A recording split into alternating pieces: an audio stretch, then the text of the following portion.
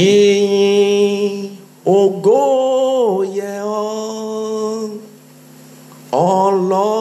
Ọlọ́run wa Hòsánà yẹ ọ́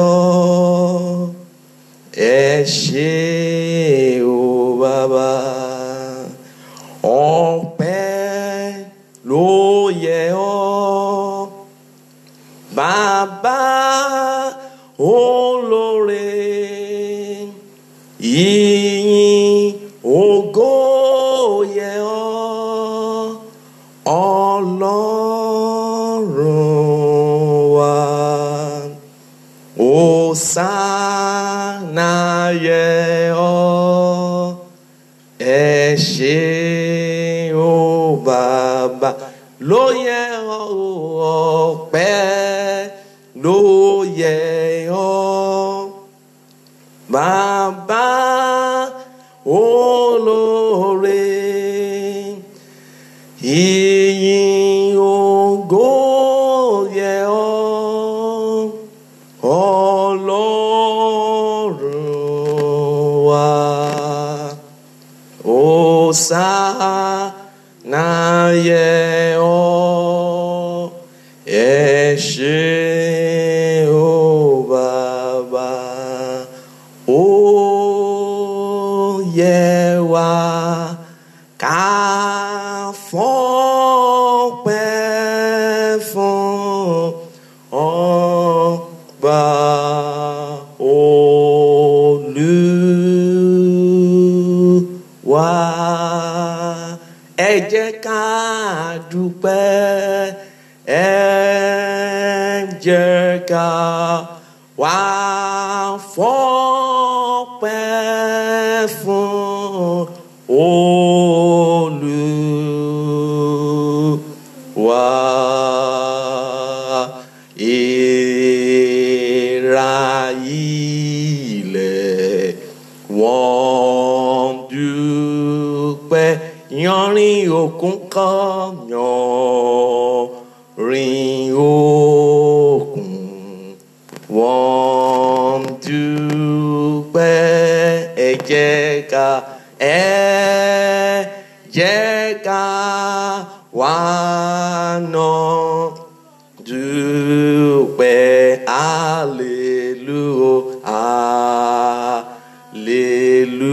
hallelujah s'Olúwa ẹ jẹ́ ká yìn Olúwa ó yẹ wá ká fọ́pẹ́ f'Olúwa àwa tí bẹ́ẹ̀ ni ààyè táwa láyé yìí o gbòòwọ̀n àwa ọmọ rẹ̀ gẹ́gẹ́ bó ti gbọ́ ti ṣíwájú àwa ẹlẹ́ṣẹ̀ ń ké pè ọ́ jọ̀wọ́ gbóhùn wa àmín. Ògo ni fún Jésù lókè ọ̀run. Ògo ni fún agbára ìyanu rẹ̀. Ògo ni fún oore ọ̀fẹ́ ìdásí iṣẹ́ ìyanu rẹ̀ nínú ayé wa. Ògo ni fún onílé ọlá ọba tó dá wa sí, ọba tó pa wá mọ́, ọba tó kẹ́ wa, ọba tó gẹ̀ wá. Òun ló ń sìn wá, àwa kọ́ la ń sìn. Mélòó la fún? Ohun mélòó la mú wá? Ọpẹ́ mélòó la dú? Ìyìn mélòó la fi fún? Torí náà la ṣe ń fi ọpẹ́ bẹ̀rẹ̀. Torí náà la ṣe ń fi ọpẹ́ láti fi gbé ògo orúkọ rẹ̀ ga wípé o ṣé Ọlọ́run ìyanu, wípé o ṣé alágbára ní Síónì, wípé ó ṣe nítorí tí ó dá wa sí. Ọ̀pọ̀ ló fẹ́ di wákàtí yìí, kò sí oore ọ̀fẹ́ fún wọn. Ọ̀pọ̀ lówó, ó lọ́lá, ó ní ṣíìpù lórí omi, ó ní ọkọ̀ lórí omi, ṣùgbọ́n lónìí kò sí láyé mọ́. Kì í ṣe pé a fi ń yọ̀ wọ́n, bí kò ṣe a fi ń gbògo Ọlọ́run ga. Fún èmi àtẹ̀yin tá wà láyé, tá wà láàyè, àánú la rí gbà. Oore ọ̀fẹ́ rẹ̀ ló dá wa sí. Kì í ṣe pé a pé, kì í ṣe pé a mọ́. Ṣé òdodo wa náà ló mọ́ tó bẹ́ẹ̀ ni? Bí Olúwa bá ń sàmì ẹ̀ṣẹ̀, kò sẹ́ni tó lè dúró. Ó ní òdodo wa dàbí àkísà ilẹ̀ ìgbín ni. Torí náà ló yẹ ká máa dúpẹ́. Torí náà ló yẹ ká máa yin Ọlọ́run. Torí náà ló yẹ ká máa fi ìmoore hàn. Ó ní ẹ wá tẹ̀yìn tí orin àti ọpẹ́. Ó ní kí ẹ máa dúpẹ́ fún ní ìgbà gbogbo. Kì í ṣe ní ọjọ́ kan, ní ìgbà gbogbo. That is ní ìṣẹ́jú kan, ó yẹ kí a máa dúpẹ́. Torí náà la ṣe ń dúpẹ́ wípé àìsàn ò pa wá, àṣubú dànù, accident nínú ilé kò kọlù wá. Ẹlòmíì wà nínú ilé ló ti gbà ṣèṣe tàbí tó ṣubú, ó kán lápá, ó kán lẹ́sẹ̀. Kò ṣẹlẹ̀ sí èmi àti rẹ. Ṣé mímọ̀ ṣe wa náà ló tó bẹ́ẹ̀? Ṣé òdodo wa náà ló tó bẹ́ẹ̀? Àánú la rí gbà. Ọmọ Ọlọ́run, torí ẹni mo jẹ́ ń sọ fún wa wípé ipòkípò tí a bá wà, ẹ jẹ́ ká máa dúpẹ́.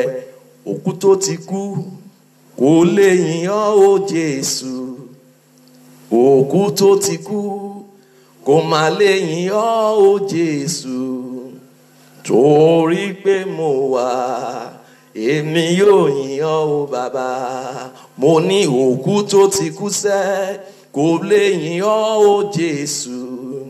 Òkú tó ti kú kò má lè yìn ọ́ o Jésù. Torí pé àwa yóò yìn ọ́ o Bàbá. Èmi yóò yìn ọ́ o Bàbá. Èmi yóò yìn ọ́ o Bàbá. Èmi yóò yìn ọ́ o Bàbá. Èmi yóò yìn ọ́ o Bàbá. Ó yá ara mi tí kò kọ aṣọ, ẹnu mi tí kò kọ òkèlè, bàtà ẹsẹ̀ mi tí kò kọ bàtà. Èmi yóò yìn ọ́ o Bàbá. Èmi yóò yìn ọ́ o Bàbá. Èmi yóò yìn ọ́ o Bàbá. Mo tiẹ̀ fẹ́ yẹ kó bá mi yin Ọlọ́run yìí. Èmi yóò yìn ọ́ o Bàbá. Èmi yóò yìn ọ́ o Bàbá. Ẹnu mi tí kò kọ òkèlè, ara mi tí kò kọ aṣọ, ẹsẹ̀ mi tí kò kọ bàtà. Èmi yóò yìn ọ́ o Bàbá. Ó yá sọ wípé lódodo dájúdájú sẹ́, lódodo dájúdájú, lódodo dájúdájú sẹ́, lódodo dájúdájú àánú rẹ̀ yóò ti wà títí ayé. Lódodo ìfẹ́ rẹ̀ yóò ti wà títí ayé o. Lódodo dájúdájú. Olúwa Ọlọ́run alágbára ò ṣe àìkú àìsá agbé ọ̀gá àyàn ológo. Bàbá ní ká máa yin Ọlọ́run látòní dọ̀la, ó tó bẹ́ẹ̀ ojú bẹ́ẹ̀ lọ. Ọ̀pọ̀ ènìyàn ló ti kú, ọ̀pọ̀ ẹgbẹ́ wa ti kú, ọ̀pọ̀ ẹgbẹ́ wa, ẹlòmíì lọ́wọ́lọ́wọ́ ó ń jọ̀wọ́ ẹ̀mí yẹn sílẹ̀. Ẹlòmíì wọn ò mọ bọ́n ṣe máa sìn. Ẹlòmíì wọn tiẹ̀ lè rókò ẹ̀gbà nítorí kí ni àìsàn tó ń jà òun ló kọlù tí wọn tẹ̀lé mọ́ bí tán máa sín sí. Bó jẹ́ pé wọ́n máa fi iná sí láti sọ ọ́ di irú ni wọ́n máa ṣe. Ṣùgbọ́n àwa tí wọ́n ò rí bẹ́ẹ̀, torí ẹ̀ ló yẹ jẹ́ kí alààyè kó máa yin Ọlọ́run. Bíbélì sọ nínú ìwé Sáàmù wípé ohun rere ni láti máa fọpẹ́ fún Ọlọ́run, ohun rere láti máa fìyìn fún orúkọ rẹ̀. Ìwé Sáàmù 115 sọ wípé ó ní Ọlọ́run jókòó sí ọ̀run, ó ń ṣe bó ti wù ú, oníṣẹ́ ìyanu ni. Torí náà ló yẹ ká máa fi ìyanu rẹ̀ ká máa fi hàn láàrin àwùjọ àwọn ènìyàn, láàrin àwùjọ wa. Torí náà ògo ni fún Kristi lókè ọ̀run. Olúwa ò ní fi wá sílẹ̀. Lórúkọ Jésù, ẹ̀mí mímọ́ á ṣiṣẹ́ ìyanu nínú ayé wa. Kí a má gbàgbé ètò tó ń lọ lọ́wọ́lọ́wọ́, òun ni wákàtí ìbápàdé tó wá láti iléeṣẹ́ ìránṣẹ́ Comment Ministry, Comment Outreach. Gbọ́wọ́ òjíṣẹ́ Olúwa Adékọ̀yà Ìgbàgbọ́yẹmí Adéyẹmí Paul tí gbogbo èèyàn mọ̀ sí ọmọ ọba aláṣẹ. Àyìn Ọlọ́run lógo, àánú la rí gbà, oore ọ̀fẹ́ la rí gbà, kì í ṣe nípa agbára wa, kì í ṣe nípa mímọ̀ ṣe wa. Ló fi dá wa sí, ló fi fún wa lóore ọ̀fẹ́ láti wà níwájú wa. Lórúkọ Jésù, Olúwa ò ní fi wá sílẹ̀. Ran èèyàn kan lọ́wọ́ láti jẹ́ kó darapọ̀ mọ́ ètò yìí nítorí ohun tí à ń tẹ̀síwájú lé lórí ni apá kejì èyí tí a mọ̀ ní agbára àlá àti àṣírí rẹ̀. Kí a tó bẹ̀rẹ̀ lẹ́kùnrẹ́rẹ́, o lè sáré ran èèyàn kan lọ́wọ́ kó tètè gbé sórí aago, kó wá gbọ́, kó dẹ̀ wá mọ̀, kó dẹ̀ kẹ́kọ̀ọ́, kó dẹ̀ lè gbàdúrà. Lórúkọ Jésù, Olúwa yóò bá èmi àti ẹ̀yin pàdé. Lórúkọ Jésù, Olúwa yóò ṣiṣẹ́ ìyanu. Jésù Olúwa wa. Ẹ jẹ́ kí a gbàdúrà. Jehovah, Jésù Kristi, Michael mímọ́, bàbá wa àti Ọlọ́run wa. Alágbára ní Síónì, agbé ọ̀gá yìn ọ́ lógo. Àfihàn àti ògo ọlá fún orúkọ rẹ nítorí tí o ṣeun, nítorí tí àánú rẹ dúró láéláé. Ògo ni fún orúkọ rẹ lókè ọ̀run. Olúwa gbọ́ ọpẹ́ wa, Olúwa gba àyìn wa. Ọlọ́run olórí ọ̀fẹ́ máa jọba lọ, Olúwa máa gbógo lọ. À ń lọ nínú apá kejì ètò èyí tí ó fi ránṣẹ́ láti jẹ́ kí a bára wa sọ̀rọ̀ àti àdúrà lé lórí. Òun ni agbára àlá àti àṣírí rẹ̀. À ń lọ nínú ọ̀rọ̀ náà. Lórúkọ Jésù, ó yá darapọ̀ mọ́ wa. Olúwa ṣí wa ní ojú, Olúwa là wá ní ojú, Olúwa tún ìran wa ṣe, Olúwa tún àlá wa ṣe. Má ṣe fi wá sílẹ̀. Ẹ̀mí mímọ́, má ṣe kọ̀ wá sílẹ̀. Ó yá darapọ̀ mọ́ wa. Olúwa fọwọ́ torí kankan gbogbo ọkàn tó ti wà lórí ètò yìí. Ní orúkọ Jésù, ó yá fi ọwọ́ tọ́ wa. Jẹ́ ká rí oore ọ̀fẹ́ lọ́dọ̀ rẹ. Má ṣe fi wá sílẹ̀. Ògo rẹ kó di mímọ̀ láàrin wa. Ògo ni fún orúkọ rẹ, Jésù Kristi, Olúwa wa. Àmín, àmín, àmín lórúkọ Jésù. Praise the Lord. Praise the Lord. Praise Master Jesus. Hallelujah. Ohun ìtẹ̀síwájú lórí ohun tí a ṣe kù ní ọ̀sẹ̀ tó kọjá ní ọjọ́ Friday, òun là ń tẹ̀síwájú lé lórí. Òun la mọ̀ ní lápè ní agbára àlá àti àṣírí rẹ̀. Agbára àlá àti àṣírí rẹ̀. Tí a dẹ̀ mú ẹsẹ̀ ọ̀rọ̀ Ọlọ́run jáde láti inú ìwé Genesis orí 40, bẹ̀rẹ̀ kíkà rẹ̀ láti ẹsẹ̀ 1 títí dé 20 orí 23. Ìwé kíkà yẹn wá láti inú ìwé Genesis orí 40 láti ẹsẹ̀ 1 títí dé ẹsẹ̀ 20 orí 23. Ohun tí a máa bára wa sọ ni wípé a ò nílò láti kà nítorí a ti kà fún wa ní ọ̀sẹ̀ tó kọjá. Ṣùgbọ́n a máa mú àwọn ohun kan jáde nítorí ibi tí a dé ní ọ̀sẹ̀ tó kọjá. Òun la fẹ́ ti bẹ̀rẹ̀. A fi àwọn nǹkan kan hàn fún wa ní ọ̀sẹ̀ tó kọjá lórí ohun tí agbára àlá jẹ́, lórí ohun tí àlá máa ń ṣe, lórí wípé àlá kì í ṣe ohun tó jẹ́ pé ènìyàn kan gbọ́dọ̀ mú pẹ̀lú ọwọ́ yẹpẹrẹ.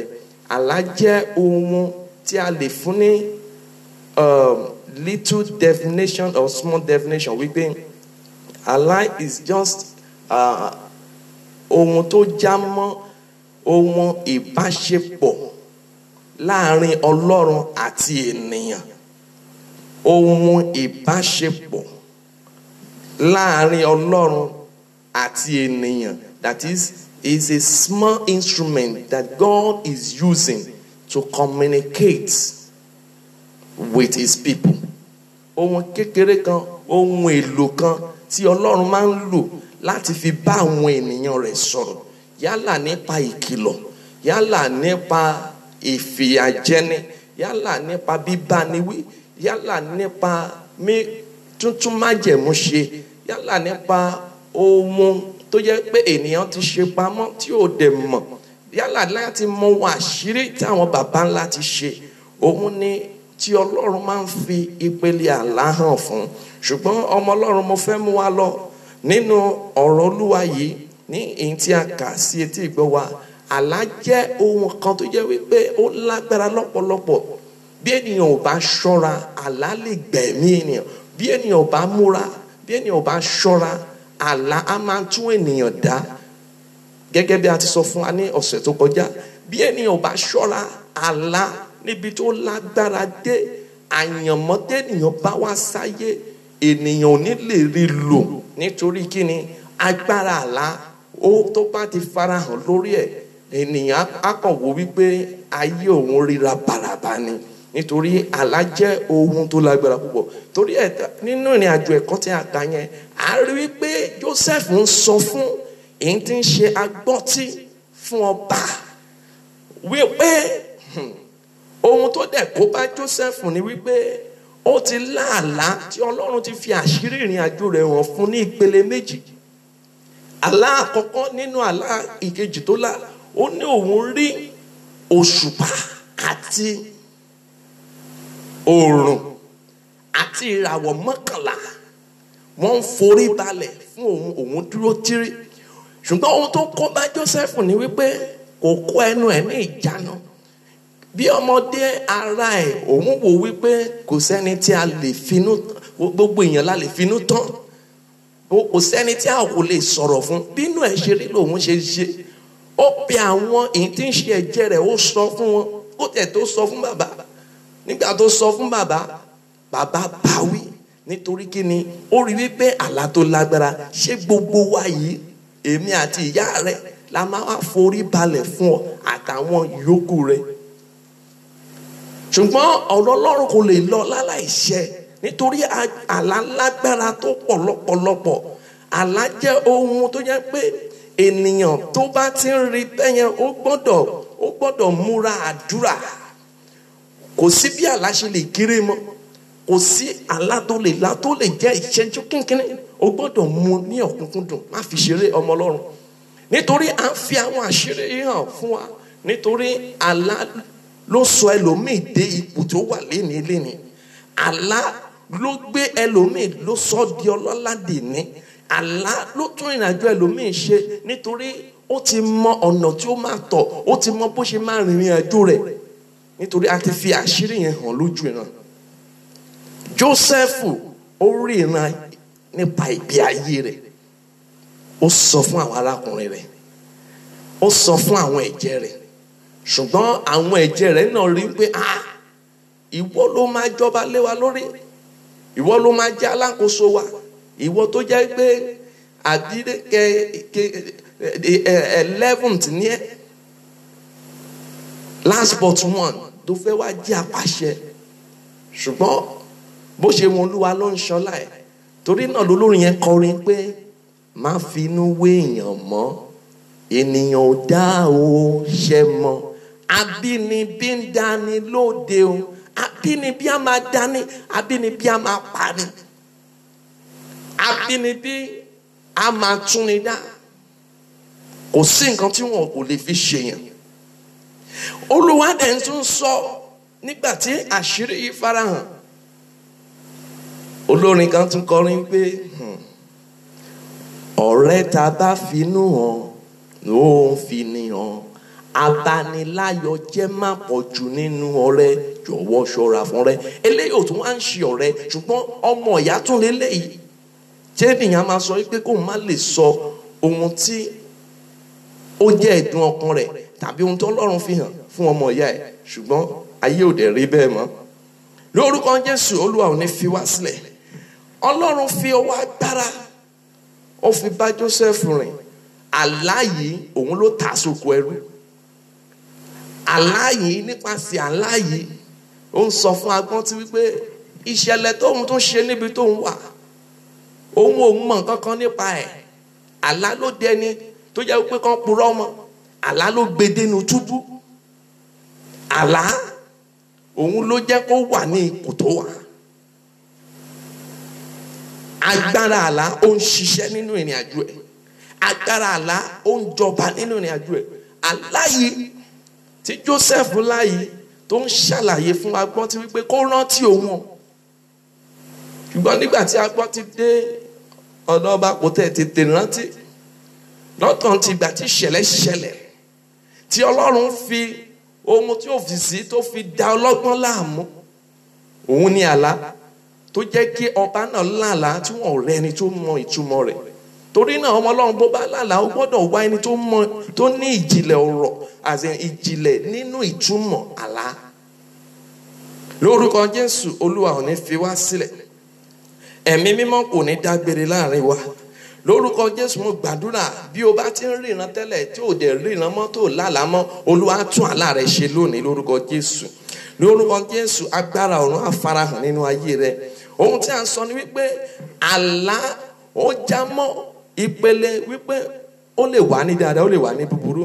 Àkọ́kọ́, àlá náà máa ń fi májẹ̀mú Ọlọ́run hàn, covenant fulfilling.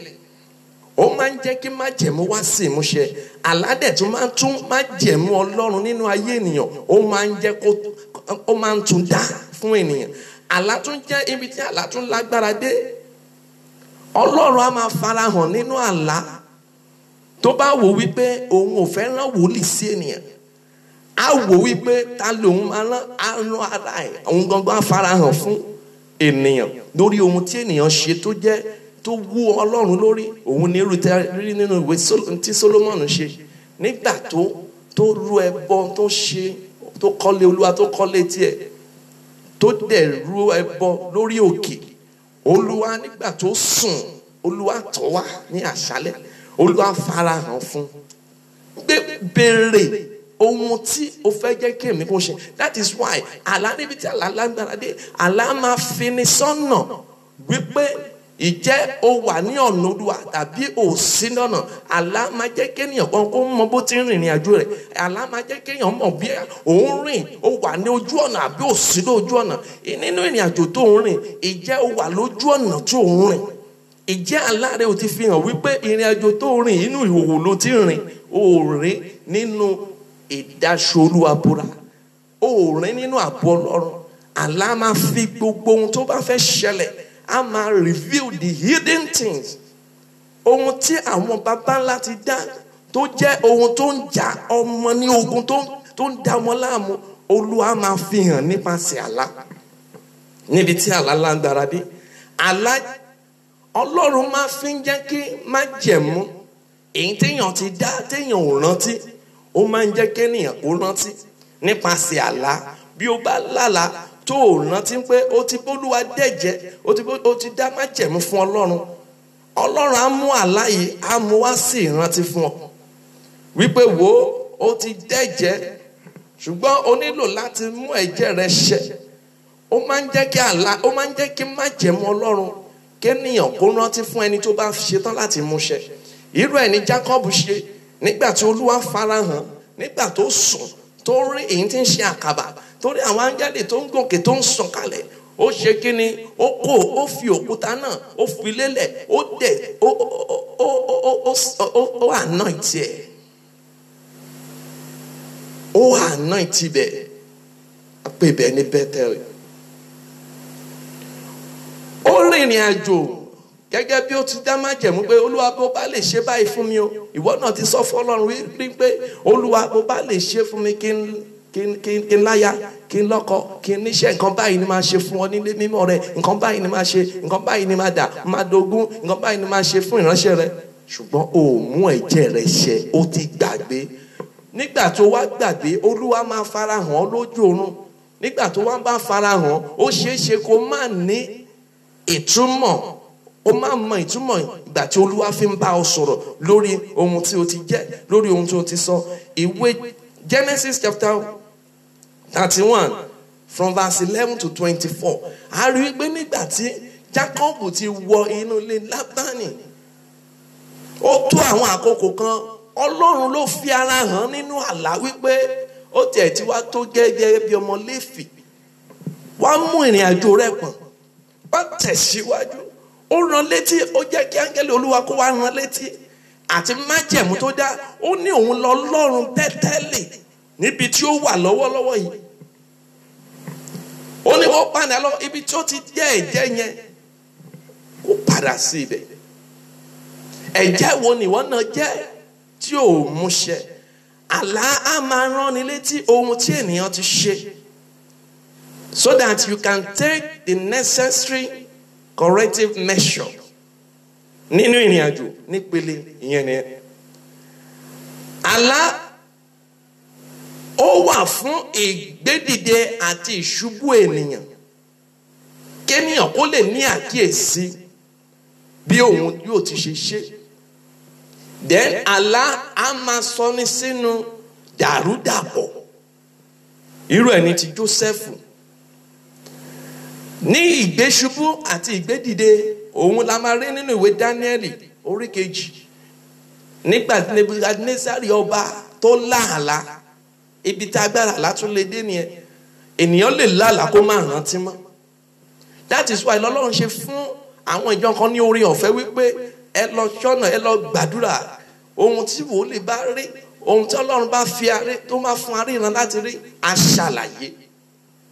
Àlá ó jẹ́ ohun tó lágbára ìyẹn nípele yẹn á mú wa rántí àwọn ibi tá a sọ̀rọ̀ dé àti ibi tá a sọ̀rọ̀ dé ní ọ̀sẹ̀ tó kọjá ṣùgbọ́n ibi tá a wá parí ọ̀rọ̀ sí òun ní nípa aṣọ bí ènìyàn bá lálàá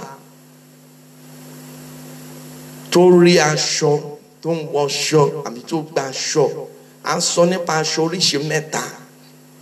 Aṣọ àkọ́kọ́ òun laṣọ dúdú tá à ń sọ nípa rẹ̀ ní ọ̀sẹ̀ tó kọjá tá a parí wípé gbígba aṣọ wíwọ aṣọ dúdú fún ni kì í ṣe nǹkan tó dára tàbí kéèyàn fi bóra tàbí kéèyàn gbà wọ̀ kì í ṣe nǹkan tó dára bí ènìyàn bá rí irú ẹ̀ ó nílò láti múra àdúrà láti gbàdúrà láti jára ẹ̀gbà kúrò nínú èyí tí ń ṣe májẹ̀mú ọ̀fọ̀ kúrò nínú májẹ̀mú ìbòjú ayé kúrò nínú ìgbèkùn táyé lè sọ ní sí.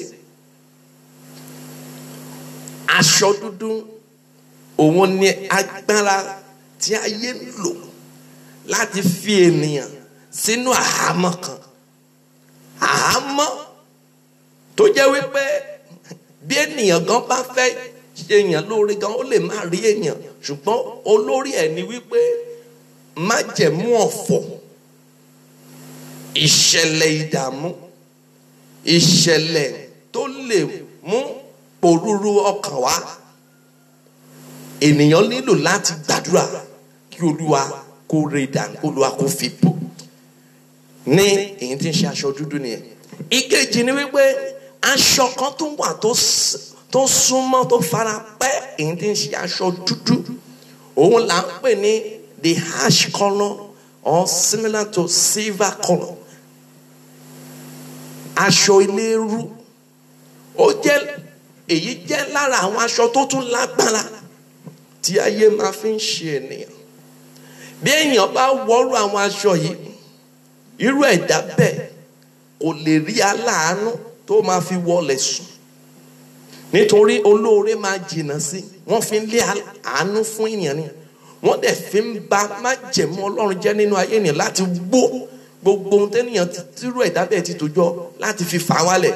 Ó jẹ́ rántí ìṣẹ̀lẹ̀ kan ìránṣẹ́ kan lá àlá kan sí èèyàn kan àlá tó lá ni wípé ó rí wípé ó wà nínú aṣọ ash colour ẹni yìí wà nínú ọlá ó wà nínú owó kò sí nǹkan tí ò ní ṣùgbọ́n aṣọ yẹn náà wá wọ̀ fún nínú ìran yẹn ṣùgbọ́n ọmọ Ọlọ́run gbà mí gbọ́ bí mo ti ń bá ọ sọ̀rọ̀ ìṣẹ̀lẹ̀ tí ìrìn àjò ìránṣẹ́ yẹn wọ̀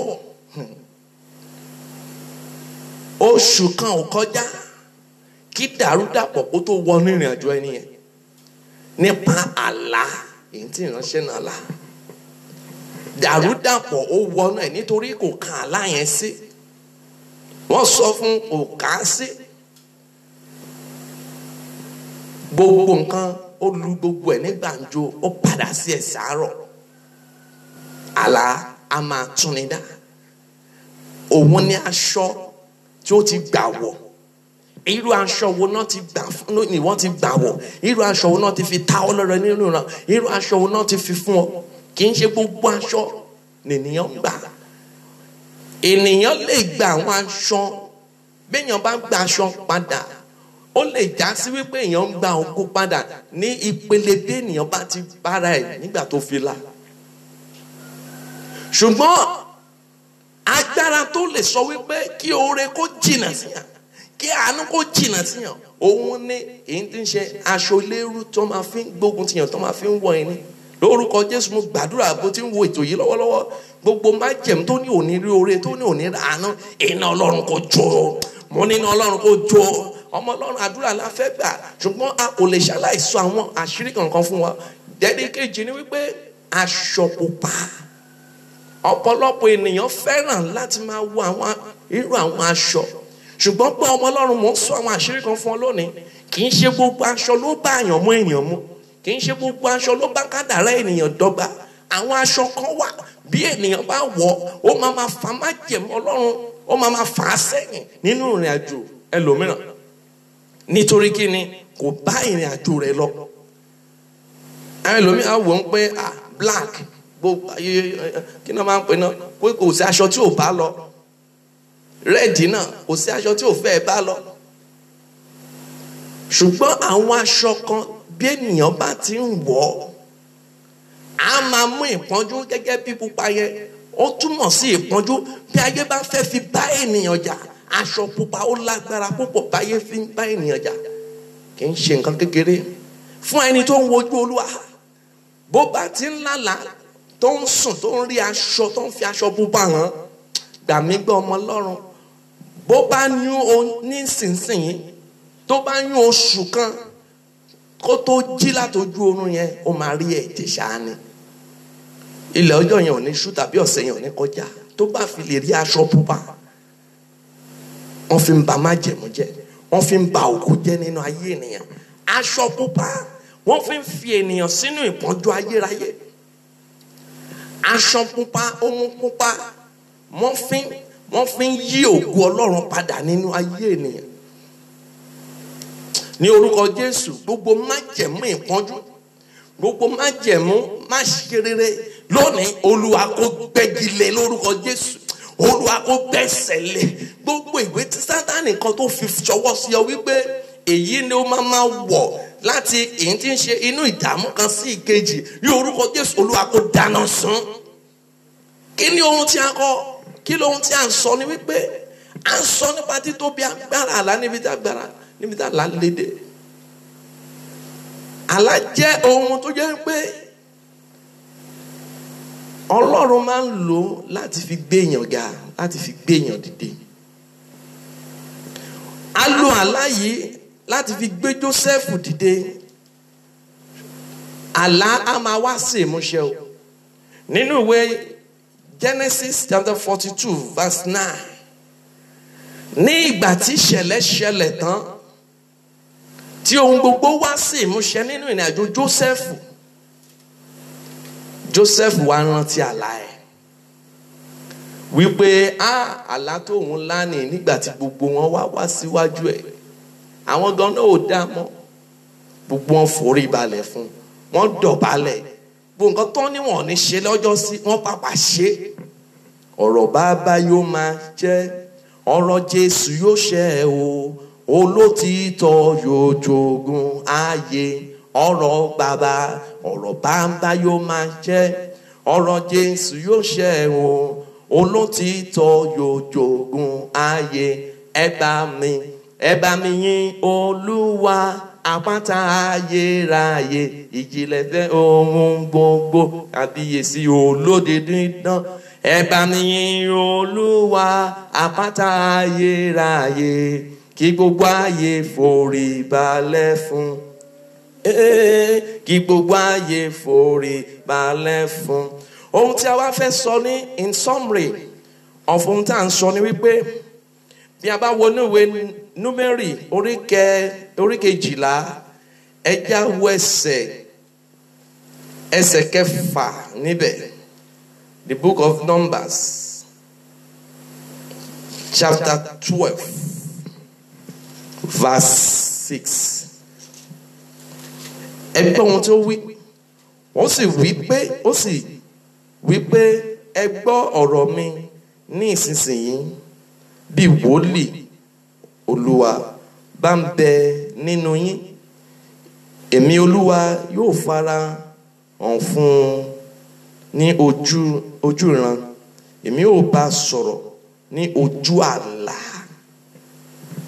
ohun tó bí ẹsẹ̀ bíbélì yìí, àwọn kan ń kùn sí Olúwa, wọ́n ń kùn sí ìránṣẹ́ rẹ̀, wọ́n dìtẹ̀ sí ìránṣẹ́ Ọlọ́run. Ṣé òun nìkan lọ́lọ́run lè máa bá sọ̀rọ̀? Ṣé òun nìkan ló jẹ́ wòlíì?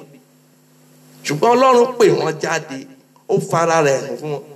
Tí ẹ bá fẹ́ jẹ́ bí wòlíì bá ń bẹ láàrin yín, tí anybody bá ń fara hàn, òun ni wípé if you dedicate yourself, your life to God, if you are a prayer somebody, praying for someone, Ọlọ́run á fara hàn, Olúwa á súnmọ́, á bá ọ sọ̀rọ̀. Ìran àti àlá méjèèjì ló jọ ń lọ pọ̀. Ìran rẹ, báwo ni ìran rẹ? Ṣé ìran rẹ ayé ò ti bàjẹ́? Wọ́n ti fọ́ ìran rẹ, wọ́n ti fọ́ jígí ẹ̀mí rẹ. Ṣé wọ́n ti gba jígí ẹ̀mí rẹ kúrò lọ́wọ́ rẹ? You are just seeing ènìyàn lásán, ṣùgbọ́n ò rí nǹkan kan mọ́. Ní orúkọ Jésù, Olúwa yóò tún ìran rẹ ṣe lónìí. Olúwa á tún ìran rẹ ṣe. Ọ̀pọ̀lọpọ̀ ló ń lálàá. Alálàá, a ti sọ nípa oúnjẹ ojú oorun. Ẹ jẹ́ a tún sọ díẹ̀ nípa oúnjẹ ojú oorun. Oúnjẹ ojú oorun ni wípé bí ènìyàn bá ń jẹ, ohun tó pọ̀ ló máa ń ṣe. Àkọ́kọ́, wọ́n máa fi ń ba ògo jẹ́ nínú ayé ènìyàn. Wọ́n máa fi ń já ògo gbà mọ́ èèyàn lára. Wọ́n máa fi ń já ògo gbà nínú ayé ènìyàn. Fún ẹni tó bá ń jẹ oúnjẹ ojú oorun, ìpele àkọ́kọ́ nìyẹn. Ìpele kejì, wọ́n máa ń fi ń sọ ènìyàn sínú àìsàn. Wọ́n á fi àìsàn, wọ́n á fi jà ní ogun. Wọ́n á fi àìsàn, wọ́n á fi gbé èdè. Nítorí kí ni? Wọ́n máa sọ wípé díẹ̀díẹ̀ náà fẹ́ máa pa lágbájá. Tó bá dẹ̀ fẹ́ ṣe bẹ́ẹ̀ yẹn, ohun nǹkan láti sọ di aláìlágbára náà máa lò. Òun ni oúnjẹ ojú oorun. Oúnjẹ ojú oorun kì wá ń jẹ oúnjẹ lásán. Àwọn oúnjẹ oríta, àwọn oúnjẹ bọ́ra, òun ni oúnjẹ ojú oorun. Òun lẹ bọ́ ni.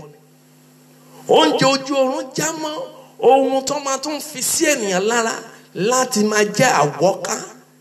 Tó bá ti fi irúgbìn yẹn sí, oúnjẹ ojú oorun dàbí ohun tí wọ́n gbìn sínú ayé yẹn. Tó bá dẹ̀ ti gbìn, oúnjẹ yẹn náà máa fi máa wọ́ta ẹ̀. Oúnjẹ yẹn náà máa fi sọ pé kó máa jẹ́ ajílẹ̀ fún láti máa dàgbà. Oúnjẹ yẹn náà máa fi jẹ́ kíkiní yẹn kó máa dàgbà. Ó dẹ̀ máa rìn kiri. Bó bá ti ń dàgbà, ó máa wọ́ kiri nínú àgọ́ ara.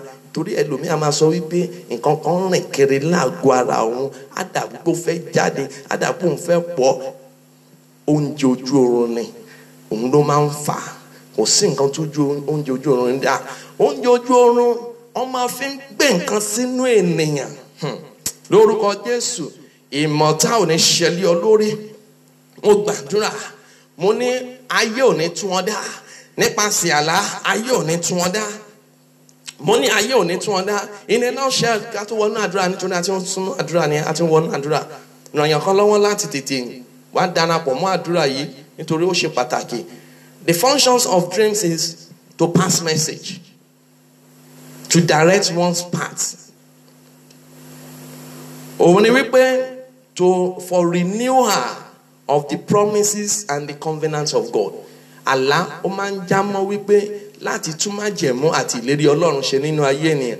Àlá usually reveals the hidden things tí o mọ̀ tó já mọ́ ogun ìdílé tàbí ohun tí ènìyàn ti ṣe tó ti ṣe pamọ́ tí o dẹ̀ mọ̀ wípé òun ni nǹkan tó ń ja ogun rẹ, òun ni nǹkan tó ń ja ògo rẹ, òun ni ò jẹ́ kó lọ síwájú, òun ni ò jẹ́ kó dìde. Another thing, dream usually stands as a form of warning fún ènìyàn, to warn someone against any forms of dangers. Bí ibi bá máa ṣẹlẹ̀ ní iwájú, tó bá máa ṣẹlẹ̀ ní ìta, Olúwa lè ti fara hàn wípé má jáde, nǹkan tó fẹ́ lọ ṣe yẹn, nǹkan kan báyìí, o kó sí kòtò, o dẹ̀ lè jáde mọ́. Ìyẹn túmọ̀ sí wípé onítàwọn ò ní padà ní ẹ, òkú ẹ̀ náà máa gbé bọ̀. Ọlọ́run dẹ̀ ti fara hàn, instead kó dẹ̀ sọ pé ó pè yẹn kan, mo máa lálá o wípé o jáde, o dẹ̀ já sí kòtò, ṣùgbọ́n wọ́n rí ẹ yọ jáde nínú kòtò yẹn tí tó fi tají. ó yẹ kó mọ̀ wípé Ọlọ́run sọ fún ọ wípé ibi tó fẹ́ lọ yẹn, ìrìn àjò tó fẹ́ lọ yẹn kì í ṣe ìrìn àjò tó gbọ́dọ̀ lọ, ìrìn àjò àjálẹ̀ ni, ìrìn àjò tó máa lọ tí ò ní dé ni. Lórúkọ Jésù, gbogbo ìrìn àjò tá a máa lọ tí à ní dé, tá a ti lárú àlá ẹ̀ tó ṣe ńlá tó dẹ̀ ńlá lọ́wọ́lọ́wọ́, lórúkọ Jésù Olúwa kó dáná sun lórúkọ Jésù. Gbogbo àlá ọ̀ràn, gbogbo àlá gbẹ̀mígbẹ̀mí, Olúwa kó bẹ́sẹ̀ lé. Now, dreams, God usually use àlá láti sọ nípa ọjọ́ ọ̀la ènìyàn fún ènìyàn. Ìyẹn jẹ́ ìkẹfà. Ìkeje ni wípé Ọlọ́run máa ń lo àlá láti rán èèyàn létí nípa ẹ̀jẹ́ tó ti jẹ́. Ọlọ́run lo àlá nípa ẹ̀jẹ́ wo ni ìwọ náà ti jẹ́. Ẹlòmíì ẹ̀jẹ́ tó ti jẹ́ òun ló ń yọ ayé ẹ̀ lẹ́nu, òun ló jẹ́ kí ìrìn àjò ẹ̀ kó wà lójú kan gẹ́gẹ́ bí omi tó dàbí omi ìṣanwọ́. Ẹ̀jẹ́ tó ti jẹ́ òun ló jẹ́ kí ìrìn àjò ẹ̀ wà lójú kan gẹ́gẹ́ bí igi. A kàn máa mí ní ṣùgbọ́n kò ní ìtẹ̀síwájú. Lórúkọ Jésù, ayé wa ní ìtẹ̀síwájú, ìrìn àjò wa ní ìtẹ̀síwájú rere. Mo ní ògo Ọlọ́run á farahàn. Olúwa tún náà ẹ̀mí wa jẹ́. Ẹlòmíì Ọlọ́run fún ní àṣírí àlá. Àṣírí àlá ni wípé ó máa ń lá àlá lọ́pọ̀lọpọ̀, ṣùgbọ́n bí ayé bá fẹ́ múyàn, bọ́n bá fẹ́ bà tèèyàn jẹ́, bọ́n bá fẹ́ ṣàṣeparí iṣẹ́ léèyàn, ibi àlá náà ti máa kọ́ bẹ̀rẹ̀. Bí o bá ń lálàá dáadáa, á wá di wípé ò lálàá dáadáa mọ́. Àti bó bá ń lálàá, wọ́n máa dàrú wípé ò ní rántí àlá ẹ̀, kó tó jí ò ní rántí mọ́, kó tó jí ò ní rántí. Ọ̀pọ̀ ìgbà irú àlá yìí máa ń ṣẹlẹ̀, irú àwọn ìfihàn yìí máa ń ṣẹlẹ̀ nínú ayé àwọn tó máa ń lá àlá dáadáa, tó yẹ pé kó tó ṣẹ́jú pẹ́rẹ́ àlá yìí tí wọ́n sì mú ṣẹ. Ṣùgbọ́n bọ́ bá fẹ́ wá jẹ wọ́n níyà, tó bá fẹ́ jẹ ìdílé náà níyà, wọ́n á kọ́ wọ inú àlá yẹn, wọ́n á bá má jẹ̀mú àlá yẹn jẹ́, wọ́n á dàrú, wọ́n á tọwọ́ bọ̀. Tẹ́ni tàn bá ń lálà á rí i pé kò ní rántí mọ́. Irú ẹ̀dá bẹ́ẹ̀ gan, wọ́n á bẹ̀rẹ̀ sí ń fún ní oúnjẹ jẹ lójú oorun. Irú ẹ̀dá bẹ́ẹ̀ wọ́n á bẹ̀rẹ̀ sí ń nà. Ẹlòmíì á máa lálà tó yẹ pé nígbà tó bá fún lẹ́gbàá, gbogbo ara ẹ̀ tó bá máa jí báyìí, ó máa lé fún èyí tí ń ṣe ohun yẹn ni. A sọ ní ọ̀sẹ̀ tó kọjá ń pé amúyàn kan nígbà tó bá ti lálà báyìí, àbí tó bá ti sùn ajíjí, kẹ́ tó mọ̀ nǹkan tó ṣẹlẹ̀, wọ́n ti fa nǹkan oríṣiríṣi sí ní ara tó jẹ́ pé á dàbí blade àbí ọ̀bẹ náà fi bù ú. Mo gbàdúrà fún rẹ torí àmì ṣe gbogbo ọwọ́ àlá èyí tó ń sọ ìrìn àjò ayé rẹ sínú ìgbèkùn, Olúwa kó tẹ̀rì ní orúkọ Jésù Kristi. Mo ní Olúwa kó bà májẹ̀mú náà jẹ́. Èèyàn kan wà, ẹlòmíràn wà, ó lè lálàá nígbà tó bá ti jẹun yẹn lójú oorun, tó bá máa jí báyìí, obìnrin ni ó, tó bá máa jí báyìí, ikùn á ga bí ẹni tó ń lóyún. Ó dẹ̀ ń wojú Olúwa, ikùn ẹ̀ máa ga, wọ́n á dẹ̀ rò bí ó lóyún ni. Ohun tí irúgbìn àlá tó ti wá gbìn sínú àgọ́ ara yẹn ni. Lórúkọ Jésù, gbogbo agbára àlá tó ń yọ lẹ́nu, bó bá lórí ọ̀fẹ́ láti mú omi níbi tí ó wà, ó lè mú, ká gbàdúrà sí, àdẹ̀jùmọ̀ gbàdúrà. Gbogbo májẹ̀mú àlá yẹn Olúwa dáná sun, Olúwa fàáyà ní òní lórúkọ Jésù. Mo ní òtún lálàá ìdààmú mọ́ ní orúkọ Jésù. Olúwa á gbé ọ dìde. Mo ní àlá rẹ ọ̀run kó tún ṣe ní wákàtí ẹ̀. Ó yá ẹja wọnú agbami àdúrà. Mo gbàdúrà wípé méjì mẹ́ta tí a sọ yìí láti ṣe àṣeparí iṣẹ́ ìránṣẹ́ èyí tí ń ṣe nípa ti àlá yìí lórúkọ Jésù á so èso ayọ̀ nínú ayé wa. Ibi ayé wa ọ̀dẹ̀ ní wà bákan náà mọ́. Finally, if you want to be operating in the level of God that the Lord has designed, Ọlọ́run ní ètò tí èèyàn gbọ́dọ̀ máa tẹ̀lé. Ètò wo dẹ̀ ni? Òun ni wípé o nílò láti yẹ ara rẹ sí mímọ́ ní ọ̀pọ̀ ìgbà. Tó bá yẹ ara rẹ sí mímọ́ ní ọ̀pọ̀ ìgbà tó dẹ̀ jẹ́ aládùúrà tó ń gbàdúrà, Olúwa máa fi àwọn àṣírí hàn. Má gbàgbé wípé ìpele mẹ́ta ni àlá jámọ́. Àlá jámọ́ wípé láti sọ àṣírí nípa ohun tó ti ṣẹlẹ̀ sẹ́yìn. Àlá tún máa sọ nípa ohun tó ń ṣẹlẹ̀ lọ́wọ́lọ́wọ́. Àlá dẹ̀ máa sọ nípa ohun ọjọ́ iwájú. Ìpele mẹ́ta tí àlá máa fi ń ṣiṣẹ́ nìyẹn. Bó bá súnmọ́ Ọlọ́run nínú àdúrà, kò sẹ́ni. Àlá jẹ́ aṣọ fún wa ní ọ̀sẹ̀ pé ohun tó kéré jùlọ nínú ẹ̀bù, but òun ni Ọlọ́run lè sáré lò, òun dẹ̀ lọ́lọ́run lò láti communicate pẹ̀lú àwọn ènìyàn rẹ̀. Ó jẹ́ ẹlẹ́ṣẹ̀, ó jẹ́ Ọlọ́run kí èyí tí ń ṣe ìrìn àjò yẹn kó tó degenerate pátápátá. tí Ọlọ́run ò ní fi bá onítọ̀hún sọ̀rọ̀ mọ́ nínú àlá, Ọlọ́run á ti máa wọ̀nà ẹ̀ nínú àlá. Irú ẹ̀ ní ti Sọ́ọ̀lù. Nígbà tó yá, Sọ́ọ̀lù gbóhùn àwọn wòlíì mọ́, Sọ́ọ̀lù ò dẹ̀ tún láàlá mọ́, torí ẹ̀ ló di ẹni tó lọ ń bòkú sọ̀rọ̀. Lórúkọ Jésù mo gbàdúrà, ìrìn àjò rẹ kò ní di abókú sọ̀rọ̀ ní orúkọ Jésù. Mo ní ìrìn àjò rẹ ò ní di abókú sọ̀rọ̀. Ó nílò láti di alágbára nínú Olúwa. Nítorí kí ni? Ìpele àlá ni wípé kì í ṣe ẹran ara là ń bá jìjàkadì. Àwọn aláṣẹ òkùnkùn òun lọ ń bá jìjàkadì ní ìpele tó bá wà, tó bá láàlá. Àwọn májẹ̀mú kan wà tí kì í jẹ́ kí àlá rere yàn kó wá sí ìmúṣẹ. Ọmọ Ọlọ́run máa kọrin orin yẹn dẹ̀ la máa fi wọnú àdúrà. Yóò ṣẹ ò dandan ni yóò ṣẹ, yóò ṣẹ ò dandan ni yóò ṣẹ, yóò ṣẹ ò dandan ni yóò ṣẹ, yóò ṣẹ ò dandan ni yóò ṣẹ. Àlá tí mo lá wípé mo dẹni ńlá, ìran tí mo rí wípé mo pẹrẹgẹ jígẹ, yóò ṣẹ ò dandan ni yóò ṣẹ. Ṣó máa kọ́? Yóò ṣẹ ò dandan ni yóò ṣẹ, yóò ṣẹ ò dandan ni yóò ṣẹ, yóò ṣẹ ò dandan ni yóò ṣẹ, yóò ṣẹ ò dandan ni yóò ṣẹ. Àlá tí mo lá wípé mo dẹni ńlá, ìran tí mo rí wípé mo pẹrẹgẹ jígẹ, yóò ṣẹ ò dandan ni yóò ṣẹ, yóò ṣẹ, yóò ṣẹ ò dandan ni yóò ṣẹ, yóò ṣẹ ò dandan ni yóò ṣẹ, yóò ṣẹ ò dandan ni yóò ṣẹ o, yóò ṣẹ ò dandan ni yóò ṣẹ. Wípé àlá tí mo lá wípé mo dẹni ńlá, ìran tí mo rí wípé mo pẹrẹgẹ jígẹ, yóò ṣẹ ò dandan ni yóò ṣẹ. Ó gbàdúrà, má gbàgbé àrùn ara wa létí lẹ́ẹ̀kan sí wípé kọ̀ ẹ̀ṣẹ̀ sílẹ̀, jáwọ́ nínú ìwà àtijọ́.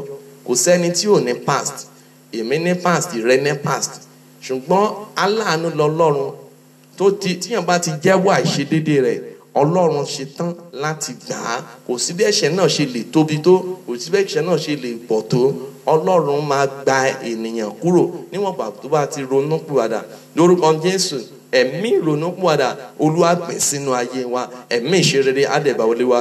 Ó yẹ kí a gbàdúrà, sọ pé Olúwa o, ní Olúwa o, ní Olúwa o, Olúwa fún mi ní agbára lórí àlá mi. Olúwa ró mi ní agbára lórí àlá tí mò ń lá. Olúwa ró mi ní agbára lórí ìran. Ìran ni wípé Olúwa máa fi ìran hàn ènìyàn nípa ìrìn àjò ènìyàn, nípa ọjọ́ ọ̀la, nípa ohun tó gbọ́dọ̀ ṣe. Ṣùgbọ́n ìran ènìyàn, ayé ti fa ìwé ìran rẹ̀ ya. Olúwa fún mi ní agbára lórí ìran mi, fún mi ní agbára lórí àlá mi. Ó yẹ ọmọ Ọlọ́run sọ ọ́ di àdúrà. Olúwa Ọlọ́run alágbára, Ọlọ́run ayérayé, Ọlọ́run tí ń jẹ́ mi ní. Ṣé òun gbàdúrà? Ṣé aládùúrà ti wà níbẹ̀? O nílò láti gbàdúrà. Ran èèyàn kan lọ́wọ́ bó ti ń wò ó lè máa fi ṣọwọ́ sáwọn ènìyàn nítorí o fẹ́ jẹ́ kí ìgbé ayé wọn kó ní ìtumọ̀. Ó yá bẹ̀rẹ̀ sí ń gbàdúrà. Olúwa tún àlá mi ṣe, Olúwa ró mi ní agbára, Olúwa gbé agbára wọ̀ mí lórí àlá mi, Olúwa sọ mí di alágbára lórí àlá mi, Olúwa gbé agbára wọ̀ mí. Lórúkọ Jésù, Olúwa wá fi agbára rẹ gbé mi ró. Olúwa gbé agbára wọ̀ mí lórí àlá, lórí ìran àti àlá mi. Olúwa sọ mí di alágbára, Olúwa ró mi ní agbára lórí ìran àti àlá mi. Olúwa ró mi ní agbára. Ó yá bẹ̀rẹ̀ sí ń bá Ọlọ́run sọ̀rọ̀. Ó nílò láti gbàdúrà. Àlá tí ò ń lá yẹn kì í ṣe àlá tó dára. Ó ń lálàá, kò jẹ́, àlá ò jẹ́ kó dìde, àlá ò jẹ́ kó jẹ́ ènìyàn, àlá ò jẹ́ ó ní ìtẹ̀síwájú, àlá ò jẹ́ ó gùnkè. Ó yá bẹ̀rẹ̀ sí ń bá Ọlọ́run sọ̀rọ̀ wípé Olúwa sọ mí di alágbára lórí àlá mi. Olúwa sọ mí di alágbára lórí àlá mi. Olúwa sọ mí di alágbára lórí àlá mi. Gbọ́ àdúrà Jésù Olúwa wa. Àdúrà yẹn a lè máa wò ó pé kí ni ìtumọ̀ àdúrà yìí? Ipe kí Olúwa kó sọ wá di alágbára lórí àlá. Bí o bá jẹ́ alágbára lórí àlá rẹ, jẹ́ ń sọ àwọn àkọ́kọ́ ohun tó máa farahàn. Òun ni pé you will be able to control, you will be in charge. As the Lord reside in you, then you will be in charge. And if you are in charge, there's nothing that can hinder your dream. If at all, tí àlá ibi bá farahàn, because you are in charge, you'll be able to control it. Tí àlá ire bá farahàn, because you are in charge, you'll be able to control it. Tí ibi bá farahàn, you'll be able to maneuver because you are in charge. Torí ẹ̀ lọ́sẹ̀ ní kó gbàdúrà pé Olúwa sọ mí di alágbára, rọ̀ mí ní agbára lórí àlá mi, sọ mí di alágbára lórí àlá mi. Because if tọ́lọ́run bá sọ ẹ́ di alágbára lórí àlá rẹ, they will not be able to manipulate. They will not be able to turn around. They will not be able to manipulate you yourself. They will not be able to do anything evil to you yourself. That is why you need to pray. Wípé Olúwa sọ mí di alágbára lórí àlá mi. Ó yẹ wọn lọ́run sọ ọ́ di àdúrà. Olúwa Ọlọ́run ayérayé, Olúwa Ọlọ́run àgbà ògo mo képe pè ọ́. Ó yá sọ mí di alágbára lórí àlá mi. Olúwa sọ mí di alágbára. Olúwa rọ̀ àwọn ọmọ mi lágbára. Olúwa rọ̀ ayé mi lágbára. Sọ ayé mi di alágbára, sọ ìpè mi di alágbára, sọ ohun tí ń ṣe àlá mi, ìran mi di alágbára. Olúwa sọ mí di alágbára lórí àlá mi. Olúwa sọ mí di alágbára lórí àlá mi. Olúwa sọ mí di alágbára. Ó yá gbé mi wọ̀, ẹ̀mí mímọ́ gbé mi wọ̀. Olúwa sọ mí di alágbára. Ǹjẹ́ rẹ ń gbàdúrà yín ṣá? O nílò láti gbàdúrà. O nílò láti gbàdúrà yẹn dáadáa. Olúwa sọ mí di alágbára lórí àlá mi. Ògo ni fún orúkọ rẹ, Jésù Olúwa wa. Jésù Olúwa wa. Jésù Olúwa wa. Ó nílò láti gbàdúrà yìí. Ó sọ fún Olúwa ní Olúwa o, àlá tí máa ń tani sínú oko ẹrú, Olúwa bá mi dẹ́sẹ̀ lé lónìí. Àlá máa tani sóko ẹrú. Àlá ló ta Joseph sóko ẹrú. Ṣùgbọ́n ẹlòmíràn àlá ta sóko ẹrú kò dẹ̀ ní dé mọ́. Kí ló ń fa tẹ́lòmíì tó ń bára rẹ̀ ní ìrìn àjò àjálẹ̀? Kí ló ń fa tẹ́lòmíì ń bára rẹ̀ ní ọwọ́ àwọn apanilẹ́kúnjayé? Nítorí àlá ti tà á. Ó lè ti rí ìran yẹn tí ò kà á sí. Ó lè ti lálá yẹn tí ò kà á sí. Ó lè ti lálá wípé má rìn ìrìn àjò yìí tó dẹ̀ ti rìn, tó jẹ́ pé ó dẹ̀ ti kó sóko ẹrú. Olúwa ó sọ pé Olúwa o, yọ mí kúrò nínú ìgbèkùn àlá. Olúwa yọ mí kúrò nínú ìgbèkùn àlá. Àlá máa fini sínú ìgbèkùn. Olúwa yọ ayé mi kúrò nínú ìgbèkùn àlá. Yọ àyànmọ́ mi kúrò nínú ìgbèkùn àlá. Olúwa ó yá fi ọwọ́ agbára rẹ gbà mí. Ó yá sọ ọ́ di àdúrà. Olúwa Ọlọ́run ayérayé, Ọlọ́run àjíǹde àti Olúwa mo képe pé Olúwa yọ mí kúrò nínú ìgbèkùn àlá. Ìgbèkùn àlá, Olúwa yọ ayé mi kúrò nínú rẹ̀. Ó yá yọ ọmọ mi kúrò, yọ ṣẹ̀náṣẹ̀ mi kúrò, yọ ìdílé mi kúrò, yọ aya mi kúrò, yọ mí kúrò nínú ìgbèkùn àlá. Lórúkọ Jésù, Olúwa yọ ìdílé mi kúrò. Gbogbo ìgbèkùn àlá, má jẹ̀mú ìgbèkùn àlá. Olúwa yọ mí kúrò nínú ẹ̀. Olúwa yọ mí kúrò. Ó máa bẹ̀rẹ̀ sí ń bá Ọlọ́run sọ̀rọ̀. Ó yá máa kígbe tó, máa pariwo, rán Ọlọ́run létí. Yọ mí kúrò nínú ìgbèkùn àlá. Ó ní bí rẹ bá la ẹnu rẹ, Olúwa yóò sì kún. Ó ní bí a bá la ẹnu wa, òun yóò kún ẹnu wa. Ó ní títí di ìsinsìnyí ìrẹ kò tí béèrè ohunkóhun. Ó ní ká béèrè kí ayọ̀ wa kó kún. Olúwa o, yọ mí kúrò nínú ìgbèkùn àlá. Gbogbo ìgbèkùn àlá èyí tí mo bá ayé mi táyé mi wà, gbogbo ìgbèkùn àlá èyí tó sọ ayé mi sójú kan, gbogbo ìgbèkùn àlá èyí tó du ayé mi tí ò jẹ́ kí wọ́n kí mi kú oríire. Olúwa yọ mí kúrò nínú ẹ̀. Ó yá yọ mí kúrò. Olúwa yọ mí kúrò. Gbàdúrà yẹn dáadáa. Máa fi ìtara gbà. Bó ti ń gbà yẹn náà ló dáa. Yes, you are coming up. Ó yá máa gbà máa gbà máa gbà. Yọ mí kúrò nínú ìgbèkùn àlá. Dún àdúrà Jésù Olúwa wa. Bẹ́ẹ̀ni bá wà nínú ìgbèkùn àlá, wọn ò ní báyọ̀. Nítorí àlá ló ń ṣiṣẹ́. Ìgbèkùn àlá ó ti capture ìrìn àjò ẹ̀. Wàá sọ fún Ọlọ́run. Bẹ́ẹ̀ni bá wà nínú ìgbèkùn àlá, kò sí òmìnira fún rẹ̀ dábẹ́. Ìgbèkùn àlá ni. Bẹ́ẹ̀ni bá wà nínú ìgbèkùn àlá, ọwọ́ lè má tó ẹnu. Ìgbèkùn àlá ni.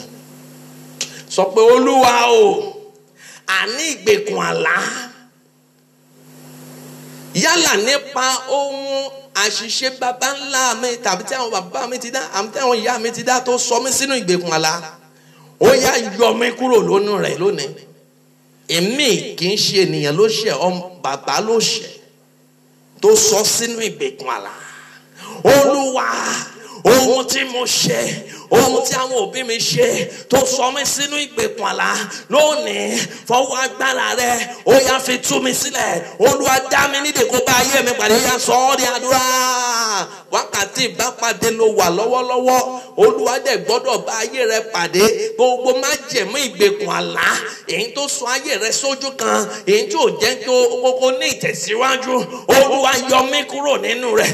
Ẹ̀mí mímọ́ yọ mí kúrò nínú rẹ̀. Gbogbo májẹ̀mú ìgbèkùn àlá ó yá máa bà á jẹ́ nínú ayé mi. Ó yá máa tún fọ́, ó yá máa fọ́, ó yá máa fọ́, Olúwa máa fọ́, Olúwa máa fọ́. Gbogbo àpáta ìgbèkùn àlá nínú ayé mi, Olúwa lù ú fọ́ lónìí. Olúwa máa lù ú fọ́. Gbogbo májẹ̀mú ìgbèkùn àlá tó ń bá ayé mi jìjàkadì, tó ń bá ayé mi jagun, ó yá máa dáná sun.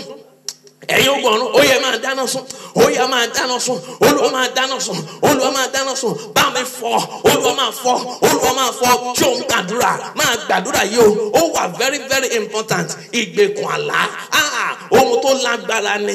Ìgbèkùn àlá bí ènìyàn bá ti kó sínú ẹ̀, ó ti kó sínú ẹ̀wọ̀n ayérayé ni. Kò yàtọ̀ sí òkú nígbà tó wà láàyè. Olúwa yọ mí kúrò nínú ìgbèkùn àlá. Olúwa yọ mí kúrò. Olúwa nawọ́ agbára rẹ̀. Jésù Olúwa wa.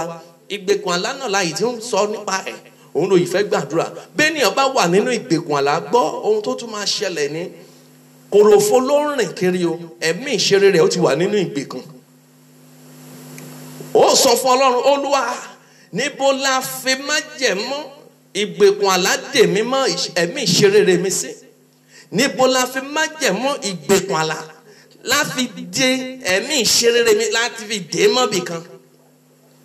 Gbọ́ kó lè mọ ohun tí mò ń sọ. Ẹlòmíì lọ́pọ̀ ìgbà bó bá ti ń gbúrò ohun rere kan, bó bá ti ń gbóòórùn ayọ̀ kan, bóhun ayọ̀ kan bá fẹ́ farahàn nínú ayé ẹ̀, nígbà náà ló máa láàlá. Àlá wípé kí ni? Ó padà sí ibi tó ti kúrò, ibi oko abúlé wọn, ó padà síbẹ̀, ó lọ bára rẹ̀ níbẹ̀. Ẹlòmíràn á lálá, á bára rẹ̀ ní ilé tí ó ti gbé, ó dẹ̀ ń gbélé fúláàtì. Ó wá ń lálàá pé òun padà sí ilé, a room, just a room, or a room face me and stab you. Ó bára rẹ̀ níbẹ̀. Nítorí kí ni? Ibi tó ti kúrò tẹ́lẹ̀. Àlá ìgbèkùn tó ń fani sẹ́yìn, tó sọ wípé ò ní lọ ṣe rere, òun ni. Olúwa yọ mí kúrò nínú májẹ̀mú ìgbèkùn àlá tó jẹ̀mí ìṣerere mi, tó dé sí ibì kan wípé ò ní lọ. Olúwa gbà mí kó tú mi sílẹ̀. Ó yá ọmọ Ọlọ́run sọ ọ́ di àdúrà. Pé iná Ọlọ́run kó tú ọ sílẹ̀. Olúwa tú mi sílẹ̀. Ẹ̀mí mímọ́ tú mi sílẹ̀. Gbogbo májẹ̀mú ìgbèkùn àlá tó jẹ̀mí ìṣerere mi, tó dé mọ́gi ni, tó dé sínú àpáta ni, tó dé sí ibojì ni. Ó yá ẹ̀yin ogun ọ̀run, ó yá máa tú mi sílẹ̀. Ó yá gbà mí, ó yá máa tú mi sílẹ̀. Olúwa máa tú mi sílẹ̀. Májẹ̀mú ìgbèkùn àlá èyí tó ń yọ ayé rẹ lẹ́nu, ó yá gba òmìnira lónìí. Bẹ̀rẹ̀ sí ń bèrè fún òmìnira wípé Olúwa sọ mí di olómìnira, Olúwa sọ mí di òmìnira, ẹ̀mí mọ́ sọ mí di òmìnira, Olúwa sọ mí di òmìnira. Májẹ̀mú ìgbèkùn àlá, ó yá fi ayé mi sílẹ̀, ó yá fi ayé ọmọ mi sílẹ̀, ó yá fi iṣẹ́ mi sílẹ̀. Májẹ̀mú ìgbèkùn àlá tí kì í jẹ́ kí ènìyàn kó lè dìde, ó yá fi ayé mi sílẹ̀, ó yá fi ìrìn àjò mi sílẹ̀, ó yá fi ìrìn àjò wa sílẹ̀ láàrin ọkọ àtaya. Májẹ̀mú ìgbèkùn àlá tí ò jẹ́ kí ohun ayọ̀ kó fọhùn níbẹ̀. Májẹ̀mú ìgbèkùn àlá èyí tí ò jẹ́ kí ìṣerere kó farahàn. Ó yá ẹ̀yin ogun ọ̀run, ó yẹ máa tẹrí ẹ̀ bá, ó yẹ máa bì í wò, ó yẹ máa tẹrí ẹ̀ bá. Olúwa gbà wá, Olúwa gbà mí. Májẹ̀mú ìgbèkùn àlá èyí tó ń yọ ayé mi lẹ́nu, lórúkọ Jésù lónìí, Olúwa gbà mí kúrò nínú ẹ̀, sọ mí di olómìnira. Ògo ni fún orúkọ rẹ, Jésù Olúwa wa. Jésù Olúwa wa. Jésù Olúwa wa. Jésù Olúwa wa. Mo fẹ́ jẹ́ kó gbàdúrà ọmọ Ọlọ́run. Àlá jẹ́ ohun tó lágbára. Is a small instrument but mighty. Small but mighty ni. Ó máa gbàdúrà. Sọ pé Olúwa o. Ẹlòmíràn àlá tó ńlá ni wípé ìdàpọ̀ ojú oorun. Bó bá dẹ̀ ti rí báyìí wàhálà ni. Ó níyàn tán nígbà tí a wà ní skul lọ́dún náà lọ́hùn. Ẹni yẹn bó bá lálàá, ó ṣẹ̀ṣẹ̀ ń wá ni. Ó wá náà ó lálàá ní ọjọ́ kan, ó ní ọkọ òun wá. In fact, kíní yẹn ló sọ di ẹni tí ò sí nílé ọkọ. Àlá yẹn ó ní bóun bá ti lóyún báyìí, bí ọkọ ọ̀run yẹn bá ti wá, ó ní ó máa ní nǹkan tóun ní kó má ṣe ó ti ṣe. Ó ní ó máa fún òun ní ẹyin, tóun bá dẹ̀ ti jẹ ẹyin yẹn, oyún tó nínú àlá yẹn akọrin bó lẹ́jẹ̀ ní nígbà tó bá máa jí báyìí, ẹ̀jẹ̀ máa bẹ̀rẹ̀ sí ń ṣàn lára ẹ̀. Kìnní yẹn ló sọ sínú májẹ̀mú yẹn tó fi ń bá kiri. Ọmọ Ọlọ́run, aláwo ló lá tó ń jà olóògùn tó ti rò wípé ò lè bọ́ nínú ẹ̀. Aláwo ló lá kó tó ṣẹ́jú pẹ́ àlá ni, kó tó ṣẹ́jú pẹ́ ikú ni, ibojì ni. Àwọn tó ti kú ló ń bá dòwò pọ̀, àwọn tó ti kú ló ń bá ṣe.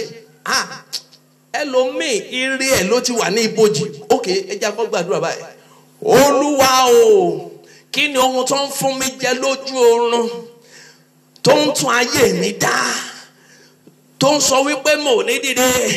Ó yẹ ẹ̀yin ogun ọ̀run, ó yẹ máa tì jáde, fi ọwọ́ agbára náà tì jáde. Ó yá pé iná lánàá ìgbà mẹ́ta kó bẹ̀rẹ̀ sí ń gbàdúrà, kó bẹ̀rẹ̀ sí ń bọ́ Ọlọ́run sọ̀rọ̀. Gbogbo ohun tó ń fún ọ jẹ lójú oorun, tó ń bògo Ọlọ́run jẹ́, tó ń tẹ ògo rè, tó ń sọ wípé ò ní dìde, tó ń sọ wípé ò ní jẹ́ ènìyàn, tí ò jẹ́ kí ìrìn àjò rẹ kó fọhùn, tó ń pa ògo rẹ nínú ayé rẹ, tí ò jẹ́ kí ògo ayé rẹ kó fọhùn. Gbogbo ohun tó ti fún ọ jẹ, tó ń ba ohun rere jẹ́, ó yá Olúwa máa bà á jẹ́ lónìí. Àlá ó jẹ́ oró Sátánì, ó jẹ́ oró ejò. Tó bá wọni lára, ó máa lọ títí tó máa fi dé ibi tó máa ti capture ohun tó máa fi bẹ̀mí, tó máa fi block ẹ̀. Ó yá bọ́ Ọlọ́run sọ̀rọ̀. Gbogbo olówó èyí dájú tí mo ti jẹ, èyí tó ń di ayé mi, tó ń yọ ayé mi lẹ́nu, tó ń fa ayé mi sínú ìgbèkùn, tó jẹ́ kí n lè dìde, tó jẹ́ kí n lè ní ìtẹ̀síwájú. Ó yẹ ẹ̀yin ogun ọ̀run, ó yẹ máa tì jáde nínú ayé mi. Fi iná ọwọ́ agbára tì jáde. Olúwa máa pọ̀ jáde, ẹ̀mí mọ́ máa pọ̀ jáde. Olúwa gbà mí, Olúwa sọ mí dolómìnira nínú àlá. Olúwa sọ mí dolómìnira. Olúwa àlá tó máa ń sọ ní sínú ìgbèkùn, ó yá bá mi tilẹ̀kùn mọ́ lónìí náwó agbára rẹ̀. Jésù Olúwa wa, Jésù Olúwa wa, Jésù Olúwa wa. O nílò láti gbàdúrà dáadáa ọmọ Ọlọ́run. Ṣé òun ràn yàn kan lọ́wọ́ kó ní kó tètè jí nítorí àlá yìí. Tó bá jẹ́ pé lọ́sùn ni ó ṣeé ṣe kán tún gbé wá bí ìṣe àtijọ́. Wàá sọ fún Ọlọ́run gbogbo àlá ìfàsẹ́yìn, Olúwa bá mi dáná sun mi ò fẹ́. Ó ní mi ò fẹ́, bàbá mi ò fẹ́, mi ò fẹ́, bàbá mi ò fẹ́, owó lónìí òṣì lọ́la mi ò fẹ́. Àlá máa ń ṣe bẹ́ẹ̀. Á jẹ́ kí ènìyàn lówó lénìí, béèyàn bá ń ké sára, á tún wọnú òṣì ayérayé. Olúwa o, gbogbo májẹ̀mú òṣì àlá,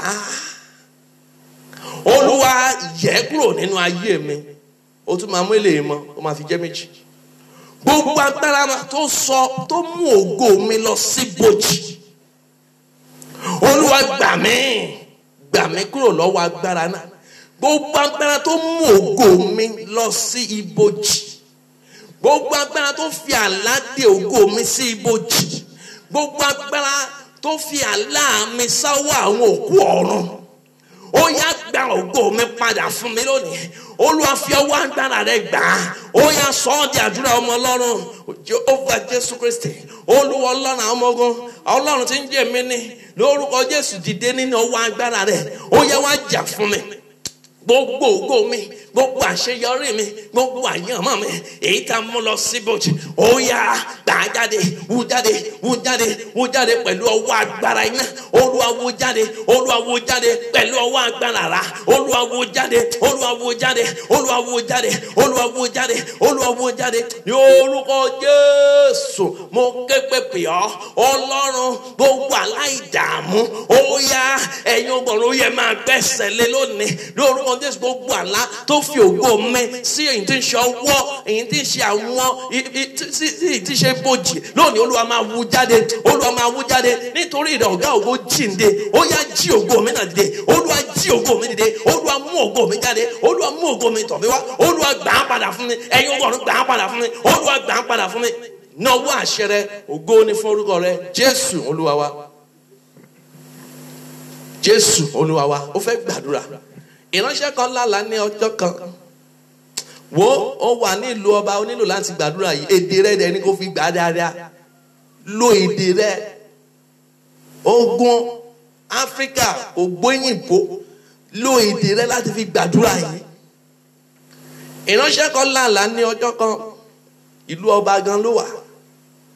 Ó lálàá wípé bó bá máa rí aṣọ tó ń wọ̀, ojúlówó aṣọ ẹ̀, á rí wípé ó ti dàlù, á rí wípé ó ti dàlù, á rí wípé gbogbo aṣọ ẹ̀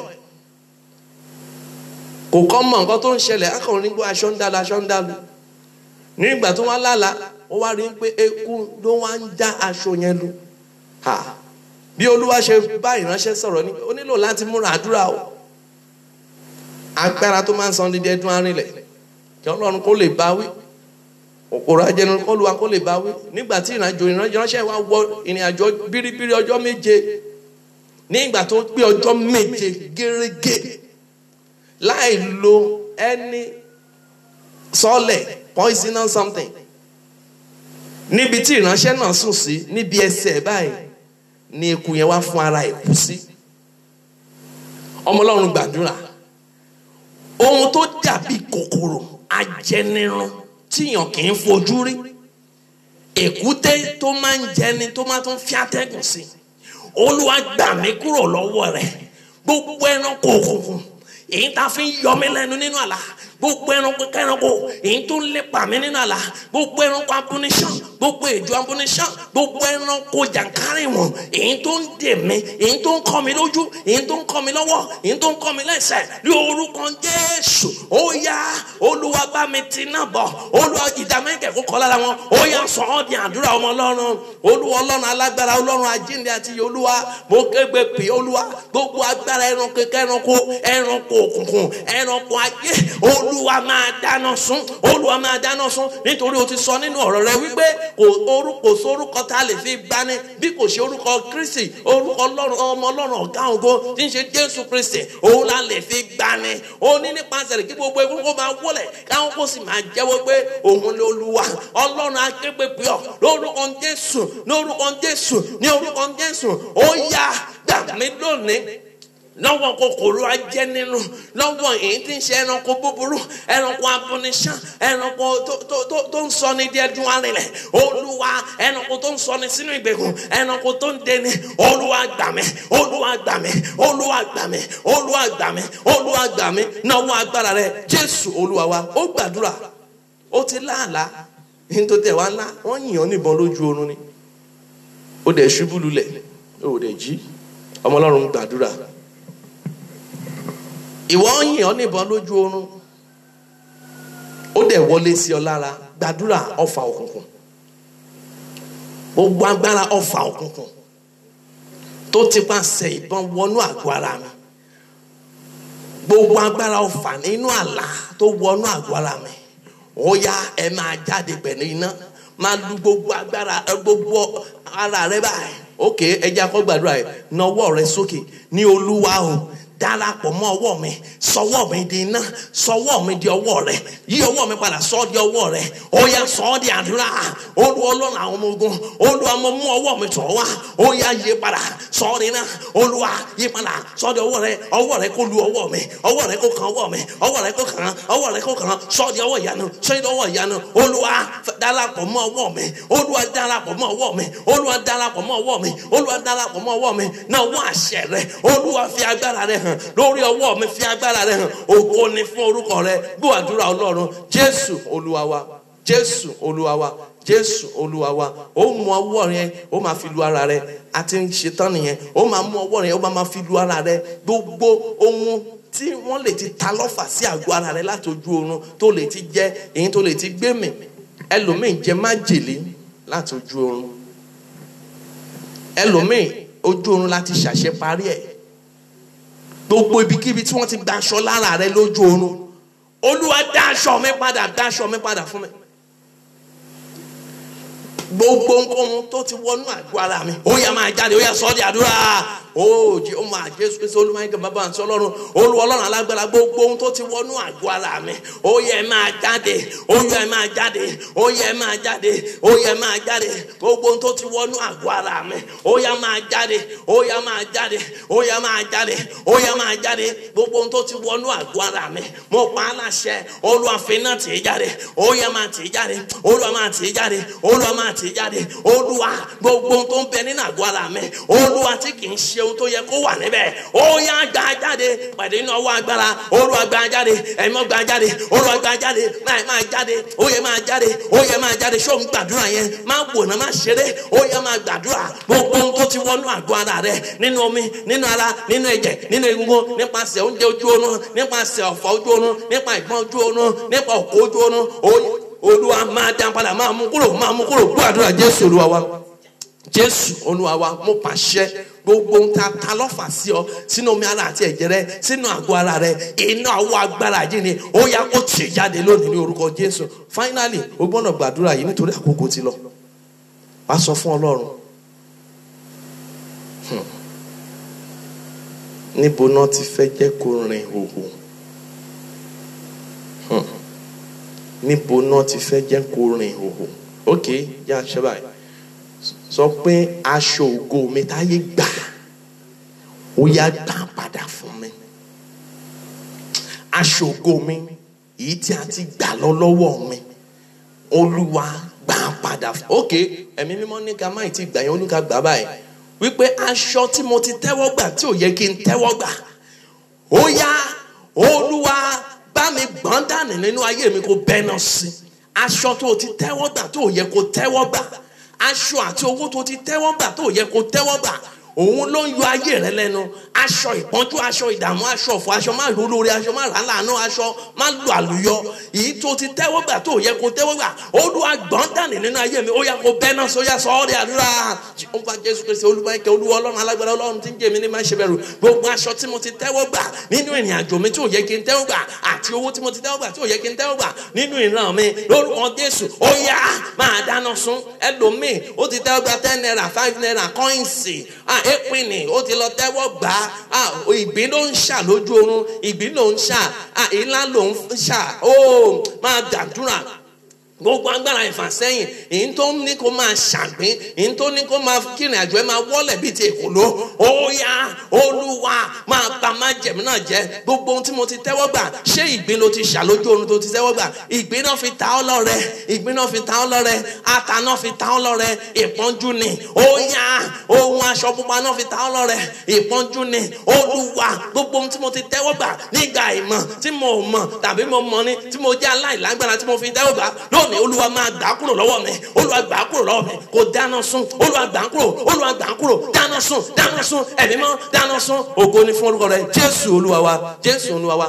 Finally, we are going to pray. Wá sọ fún Ọlọ́run aṣọ ògo mi Olúwa gbà ń padà fún mi aṣọ ìbúra ògo mi aṣọ iyì mi aṣọ ẹ̀yẹ mi ó yá máa gbà á fún mi aṣọ ọlá mi ó yá máa gbà á fún mi aṣọ ògo àyànmọ́ mi Olúwa gbà á fún mi ó yá sọ ọ́ di àdúrà Jehova Jésù Kristi Michael mímọ́ Olúwa Ọlọ́run alágbára gbogbo aṣọ ògo mi aṣọ ayọ̀ mi aṣọ iyì mi aṣọ ẹ̀yẹ mi Olúwa gbà fún mi ẹ̀mí mọ́ gbà fún mi Olúwa gbà fún mi aṣọ ògo mi gbà fún mi aṣọ iyì mi aṣọ ọlá mi Olúwa wá gbà fún mi Olúwa gbà fún mi ní orúkọ Jésù Olúwa gbogbo aṣọ ògo mi èyí tíbikíbi tó wà aṣọ yìí aṣọ ẹ̀yẹ aṣọ ọlá aṣọ àyànmọ́ aṣọ ògo tuntun Olúwa gbà fún mi ẹ̀mí mọ́ gbà fún mi Olúwa gbà fún mi Olúwa má gbà ẹ̀mí mọ́ má gbà Olúwa fi lé mi lọ́wọ́ Olúwa má jẹ́ ó fò mí dà Olúwa má jẹ́ ó fò mí rù Olúwa ṣàṣepé Olúwa jẹ́ kí wọ́n kẹ́mi náà kó oríire jẹ́ kí n wá aṣọ yìí Olúwa jẹ́ kí n wá aṣọ ẹ̀yẹ Olúwa má jẹ́ káyé kó rí mi já sí ìhòòhò mọ́ ó yá máa gbàdúrà yẹn wípé má jẹ́ káyé kó já sí ìhòòhò mọ́ aṣọ yìí ọdẹ agbádá ògo rẹ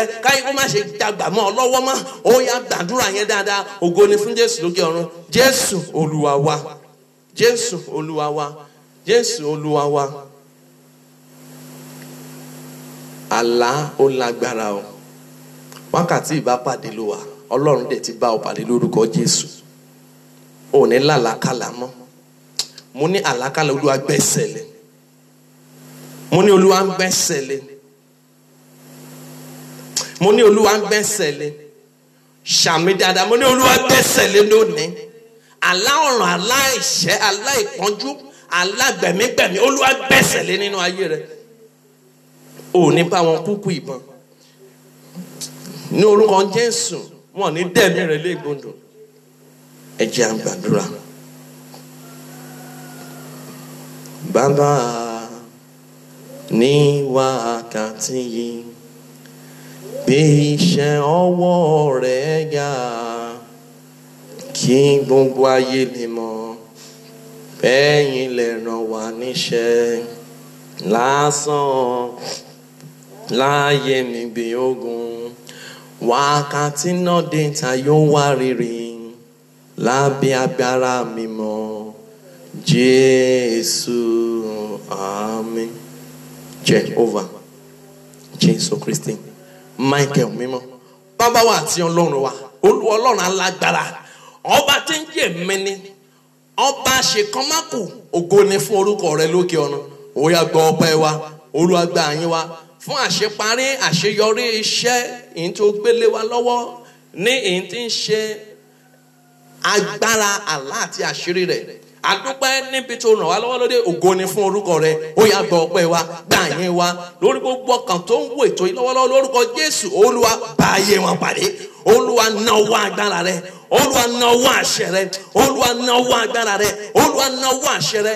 Gbogbo májẹ̀mú àlákàlà, àlá ọ̀ràn, àlá ìkánjú, àlá ìfàsẹ́yìn, Olúwa gbẹ́sẹ̀ lé, Olúwa gbẹ́sẹ̀ lé, Olúwa dáná sùn, Olúwa gbà àwọn ọmọ rẹ, ìbálòpọ̀ ojú oorun, Olúwa ṣẹ́gun rẹ̀. Gbogbo agbára lépa ẹni lójú oorun, lójú àlá, lórúkọ Jésù, Olúwa fa ìjọba wọn ya lónìí. Olúwa kọlù wọn, Olúwa gbogbo àwọn ìránṣẹ́ rẹ, àwọn ọmọ rẹ táyé lè ti dè sí ìyìn tí ń ṣe inú ìgbèkùn. Ẹlòmíà máa ríra ẹ̀ nínú àlá wípé ó pé méjì láì mọ̀ wípé ẹ̀mí ìṣerere ẹ̀ gan wọ́n ti dè é. Lórúkọ Jésù, gbogbo agbára tó dì ọ́ sínú ìgbèkùn, tó dì ọ́ sínú àpáta, tó dì ọ́ sínú igi, tó dì ọ́ sórí àtìtàn, lónìí agbára náà kó fi ayé rẹ sílẹ̀.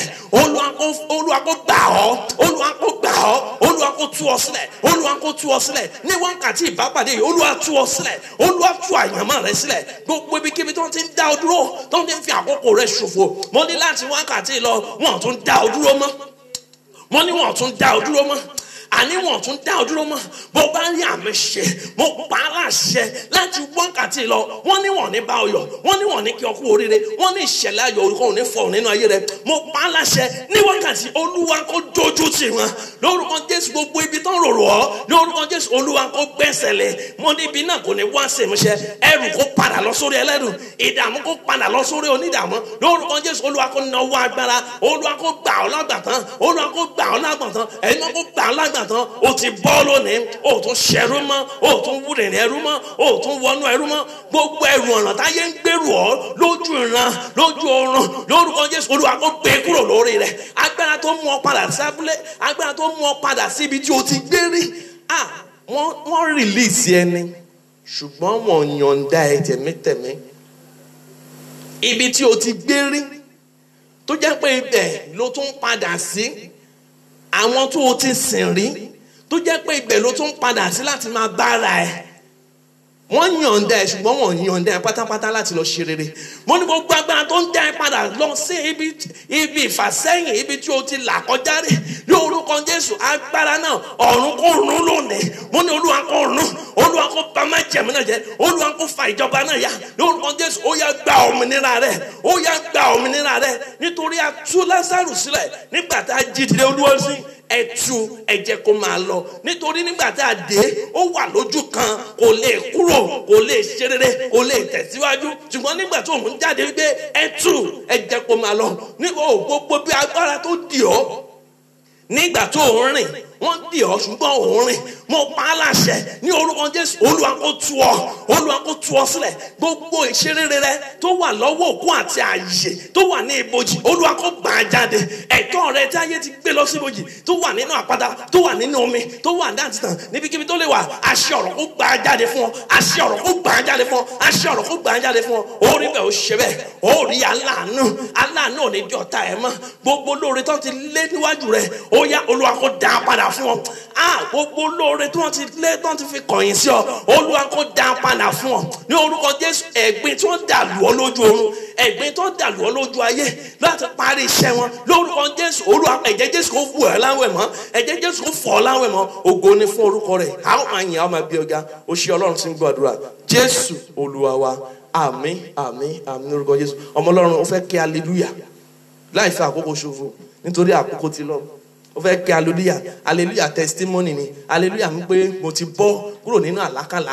Olúwa dẹ̀ ti tún ìran rẹ̀ ṣe. Olúwa ti tún àlá rẹ̀ ṣe. Láti wákàtí lọ, ó tún lálàá ẹrú mọ́, ó tún lálàá ìfàsẹ́yìn mọ́. Ọmọ Ọlọ́run tó bá rí ibi tó ti lè dá májẹ̀mú, tó ti dá májẹ̀mú fún Ọlọ́run tó ti mú ṣẹ, gbìyànjú kó lọ fulfill májẹ̀mú rẹ̀. Kí n tí ń ṣe ìfàsẹ́yìn kó má bàa máa yọ ẹ́ lẹ́nu. Lọ fulfill májẹ̀mú rẹ̀ lórúkọ Jésù. Olúwa ní fi wá sílẹ̀. Ṣé o ti ṣe tán láti kí hallelujah ni? Hallelujah méje, testimony fún Olúwa méje.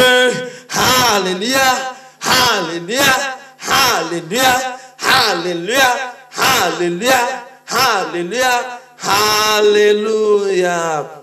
God bless you as you watch. God bless you as you listen. Agbára ọ̀run kò ní fi wá sílẹ̀. Once again, we thank every one of us tó ti darapọ̀ mọ́ wa láti ìbẹ̀rẹ̀ pẹ̀pẹ̀ títí di àkókò yìí. Ní orúkọ Jésù, Olúwa ò ní fi wá sílẹ̀, ojú ò ní tì wá. Lẹ́ẹ̀kan sí, a tún rán ara wa létí wípé ètò yìí ń tẹ̀síwájú ní gbogbo ọjọ́ Tuesday àti Friday ní aago 5 òwúrọ̀ Nigerian time. Aago 5 òwúrọ̀ Nigerian time.